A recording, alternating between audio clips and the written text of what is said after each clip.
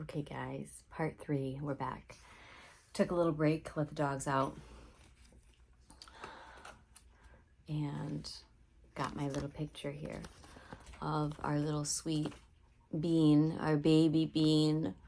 Oh, our little soul baby. Please let me know, too, if you believe in soul babies and all that stuff, and the babies choosing you before they come to you. I'm a huge believer in that, and that our soul babies are still around. And this is our little bean. He's trying to come earthside. It's taking a while, though. Let's go, baby bean. Oh, so sweet. And I still had my maiden name here. But yeah, so that's our little bean there. So the third miscarriage.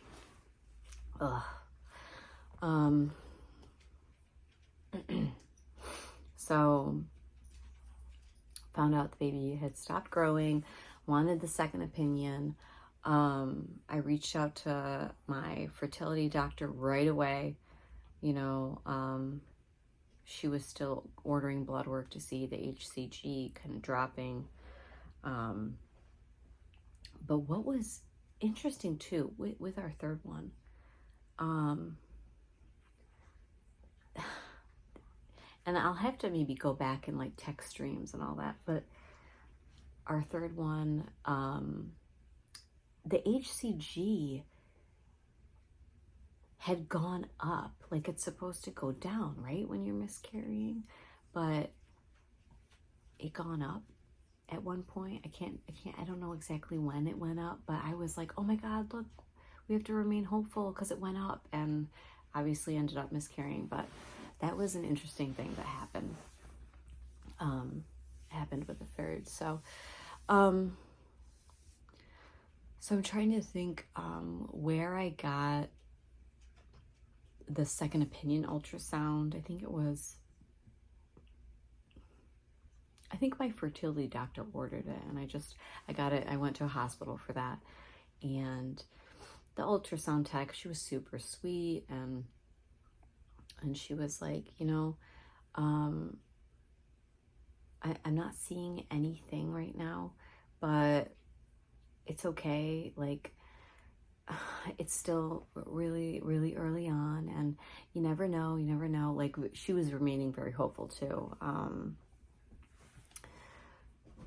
And then I remember just really praying to God, like hard, praying for a miracle. And my mom was praying. My husband too, who's not really, a man, a praying man, but he was. And I think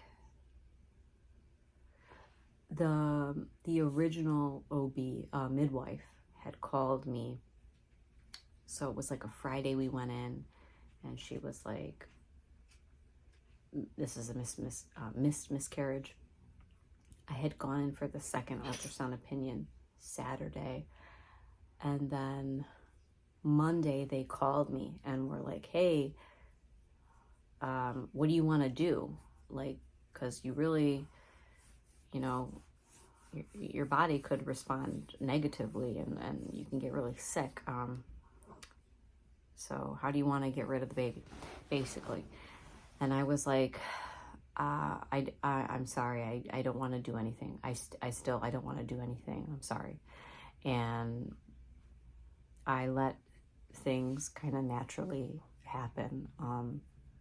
So I think 1 week later, it would have been 8 weeks along then.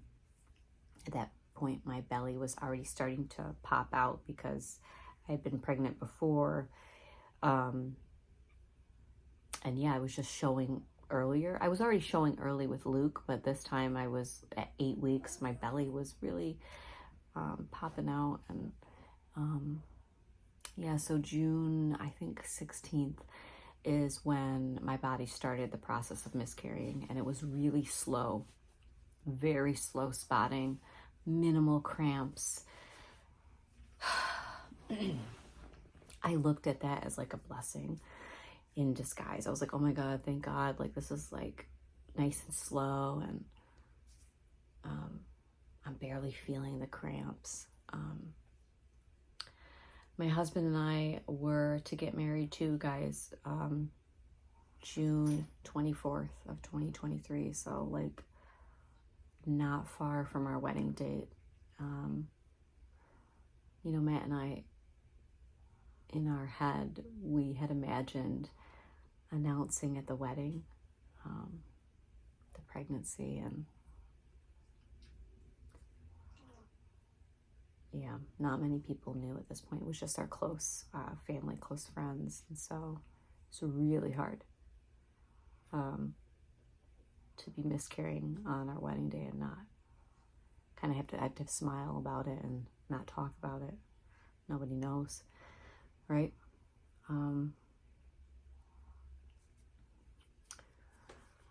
So June 16th, a really slow spotting, and that went on until June, I want to say June 19th or June 20th. It was slow, slow, slow. And then all of a sudden, I was out at the store. I remember this. I was getting some last minute things before the wedding, and I was just standing there in the aisle, and all of a sudden the cramps were like, they came on fierce, and they were horrible. And I was like, oh my God, here they are. This is it. This is it. I got in the car quickly. I called my husband. The bleeding had started. Like, now it wasn't like just a little brown spotting. It was like full on red, heavy. I called my husband. I was like, hey, I just so you know, like, I'm cramping really bad right now. I think this is it. This is like the actual passing.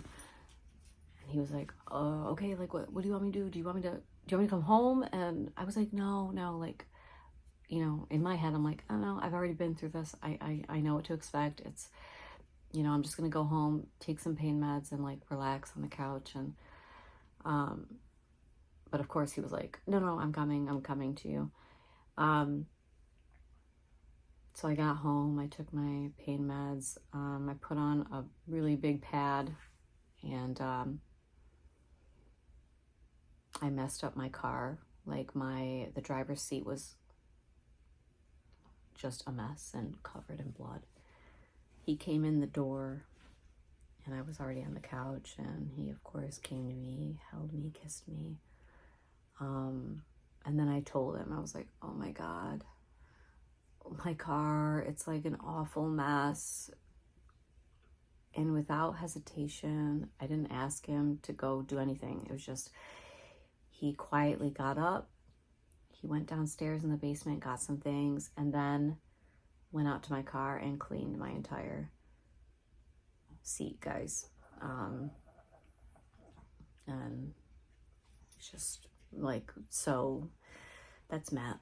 Just so sweet. He's very like squeamish with blood too, guys. Like, he does not do well, and he cleaned my entire seat. So we just held each other in this moment of miscarrying the third time. And you know, every time you get pregnant, you know, us women, we like have already like so many hopes, so many dreams, so many thoughts about this soul that we're carrying, and then it's just like just disappears quickly, you know. And we were just remaining hopeful that it was going to happen, and we were like, let's look. Right now, we have to look at the bright side that we are marrying in 3 days, and it's going to be beautiful. And it was beautiful, even though I was very nervous, because I'm like, oh my God, I'm going to like bleed through my dress. It's going to be awful. You know, I had a pad on at that time. I had pain meds in me, but that day, physically, I felt well. Like, it didn't feel like I was miscarrying. And it was beautiful. Like being with it was a small wedding by a lake, near our camp. And literally, like, I don't know, maybe under 40 people. So we all gathered by the lake. And that day, guys, it was like monsoon rain all day, all morning. And we were like, oh my God, it's gonna be a washout, but like, it's fine. I had my umbrellas ready, and literally a half hour before our ceremony, we say that this is Matt's mom. Matt's mom has passed on. In 2018, she passed away, unfortunately, but we say that Matt's mom, like, made the weather, you know, all perfect and sunny that day, because literally a half hour, guys, before we were to marry, the clouds, you know, parted and the sun came out, and we were like, oh my God, that's Marie. Marie did this. Yeah, so we got married, and the officiant, I remember the words that she said. She was like, we were holding each other's hands at that point, and she was like, these are the hands that are going to hold you during hard times and good times. And it was like, I was very, like, already emotional because miscarrying, but, and then she said, like, these are the hands that are going to hold your future children. And I, like, oh my God, I almost lost it in that moment. And my husband saw it. He's very in tune with me and my emotions and everything. And he just looked at me and he mouthed to me. He was like, I got you. And I was like, oh my God, okay. Like, yeah. It was still a beautiful day.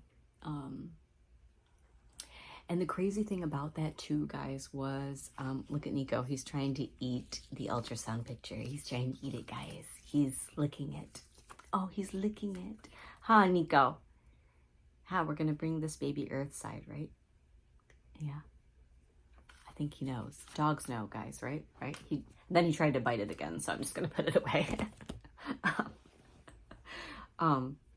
So the crazy thing was, so we got married on the 24th. I passed the majority of the baby, but not all of the baby. So the next day, I had awful cramping, awful. We got married at our camp, so we were all in the camper, and then the next morning we still had guests there staying, and awful cramping that Sunday morning. And do I need to, come on, don't make me cut. I haven't had to cut yet. There's his butthole. It's cute. And I went to the bathroom and I passed the biggest part. It was like, you know, this is TMI, but I mean, hey, this is what we're talking about here, guys. It was a really big chunk. It was like, I don't even know, it was like a dark grayish color. It wasn't blood. It was like a dark gray, and it was a chunk. And my body passed it, and it was painful. And now I look back and I'm like, oh my God, I think that this baby wanted to stay for the wedding and for the union, because even though I was miscarrying, the baby was still with us physically. And I tell Matt this now. I'm like, I feel like the baby just wanted to be there for the wedding, and then the last bit passed the morning after our wedding. So he's like, yeah, that makes sense. So, yeah, and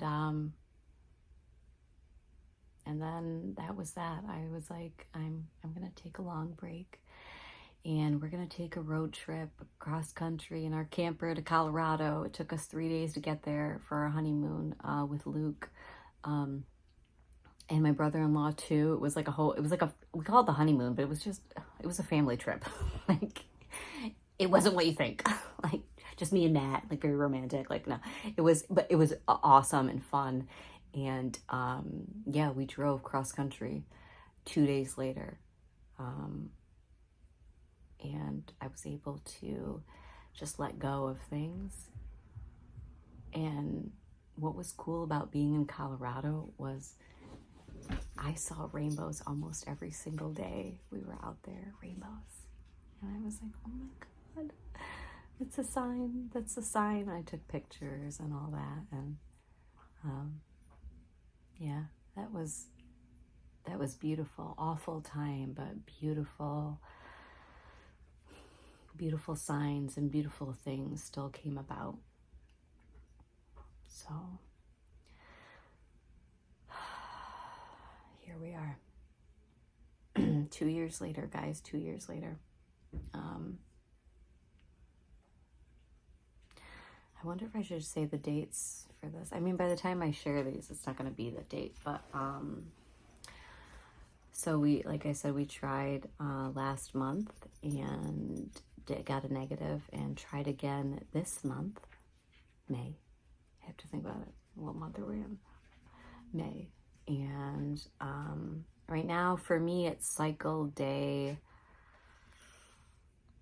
I'm trying not to pay too close attention, guys, because I don't want to go nuts. You know, we can go nuts over this when we pay too close attention, but I think it's cycle day 16 for me.